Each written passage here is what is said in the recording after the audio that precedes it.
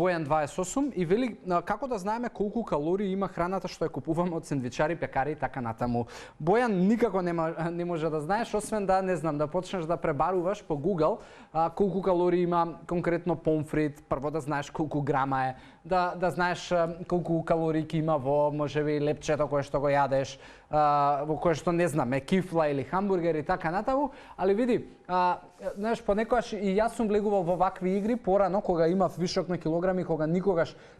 кога немав допирна точка со здрава исхрана и имав многу поразличен животен стил од сега,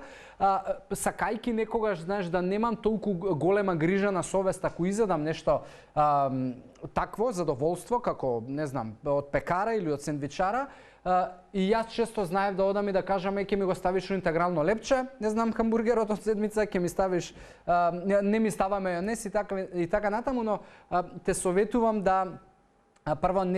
да не правиш такви работи, затоа што ако веќе сакаш да си учиниш задоволство, оди all in, односно направи колку што треба.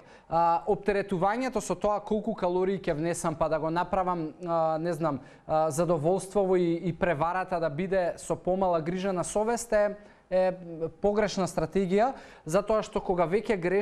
грешиш помалку или повеќе и не се ти ќе имаш можеби полоша перцепција во глава во смисла дека добро не сгрешив толку, али тоа не те води никаде, затоа гледај секогаш да ако веќе бркаш калории и сакаш да бидеш во дефицит, тоа нека биде на неделно ниво, а не дневно да си пресудуваш денеска бев добар или лош. Тука многу луѓе грешаваат и се вплеткуваат од причина што сакаат да на дневно ниво да си пресудат дали денеска биле добри или лоши и премногу мислат и премногу се анксиозни по таа тема за исхрана и за како изгледаат. Затоа, ако греши си кој што треба, со сите нишани и